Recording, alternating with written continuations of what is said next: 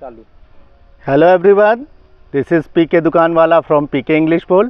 Friends, English बोलना एक cycle चलाने से भी ज़्यादा आसान है। साइकिल चलाने वक्त हैंडल मोड़ना, ब्रेक सब कुछ है, लेकिन इंग्लिश में नो ब्रेक है। Go on go on go on. कैसे बोलेंगे? सबसे पहले एसवीओ का इंग्लिश बोलने का एक ही तरीका है फ्रेंड्स, सब्जेक्ट वर्ब ऑब्जेक्ट।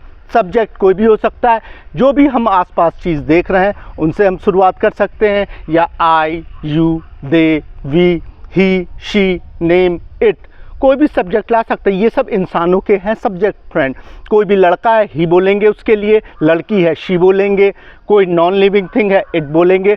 अब हमें इस ट्री के बारे में बताना है तो हमें इट ही बोलना पड़ेगा। It is a nice tree, it is a long tree. अब मुझे पता चल गया ये चूँकि मैंगो है तो बोल सकते हैं इट्स अ मैंगो ट्री।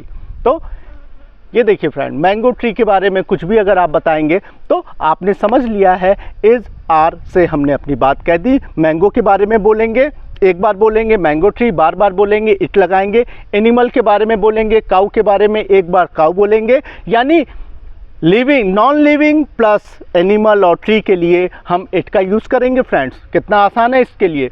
और हम आगे बढ़ रहे थे कि अपनी बात को कहना, यानी अगर हम लिविंग हैं तो हमने आई बोला तो यानी सिंगल मैं बोल रहा हूँ, मेरे साथ 4-5 लोग हो गए, फ्रेंड्स हो गए, तो वो कितने हो गए? वो वी हो गए, हम हो गए।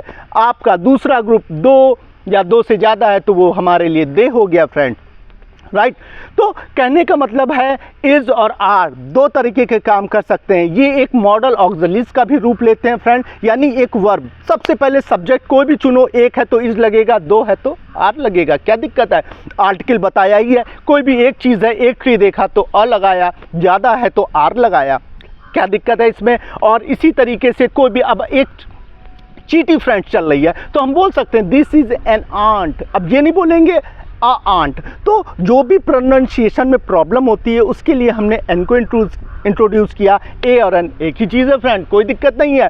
तो ई, ए, ई, आई, ओ, यू से स्टार्ट होने वाले में और प्लस साउंड आएगा ए, ई, आई, ओ का, तो हम हमेशा वो लगाएंगे। अब यूनिवर्सिटी है, this is a university, you आया तो हम अ लगाएंगे। अम्ब्रेला है, अम्ब्रेला को हमने बोला अ प्रोनाउंस किया तो यू से है, लेकिन कह दिया this is an umbrella.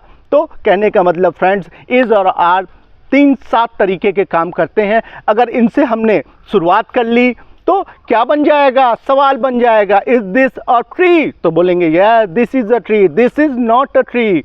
Okay. अब पूछेंगे क्या है ये? What is this, what is this. Her WH के बाद इज लगाना है, ज़्यादा होगा आर लगाना। What is this, this is a tree. अब मैंगो है तो this is a mango tree. देखिए फ्रेंड, सिंपल बोलने के लिए कितना आसान स्ट्रक्चर है, यानी कि जब भी हम कॉम्प्लेक्स इंग्लिश बोलेंगे उसके लिए स्टार्टिंग इसी से करेंगे। ठीक है, आगे देखते हैं। आप भी सोचिए, हम विलेज में हैं, विलेज लाइफ के बारे में बता सकते हैं। ठीक है फ्रेंड, ओके, टिल देन जय हिंद।